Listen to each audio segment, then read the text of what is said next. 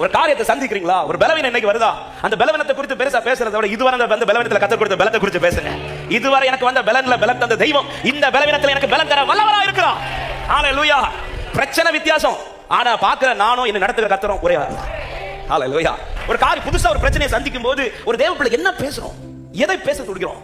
ஆமென். கோலியாத்தின் பிரச்சனைக்கு முன்பாக சவுல் சொல்லுகிறார், ஏய் நீ கோலியாத்தை சந்திக்க முடியாதுன்னு சொல்லும்போது தாவீது உடனே எதை ஃப்ரண்ட்ல வைக்கிறார் பாத்தீங்களா.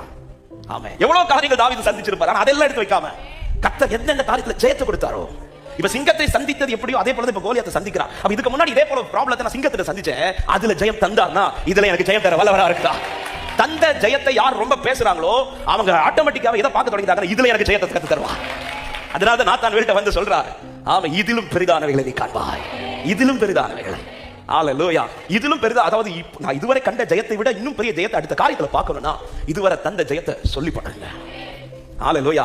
ஜெயம் கிடைத்ததும் சொல்றது வேற, ஆனா அடுத்த ஒரு பிரச்சனை சந்திக்கும் போது கர்த்தர் இதுவரை தந்த ஜெயத்தை சொல்லி நிக்க முடியுதா, இதுவரை தந்த விடுதலை சொல்லி நிக்க முடியுதா.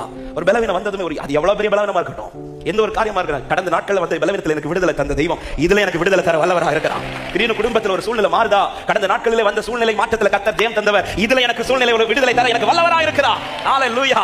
படிக்கிற பிள்ளைகளுக்கு சொல்றேன், இதுவரை உங்க கிளாஸ்ல ஜெயிக்க வச்சவர் இனியும் ஜெயிக்க வைப்பார். ஒரு தேவ பிள்ளை தேவன் நடத்தி வந்த வழிகள். ஆமென். எது எது தோல்வியை சந்தித்தோமோ அதை ரொம்ப நினைக்கிறத விட கர்த்தர் எதுல உங்களை ஜெயமா நடத்தினார்.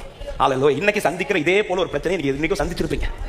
ஹalleluya. அதுல பிரச்சனையினுடைய சைஸ் வித்தியாசம் இருக்கும்.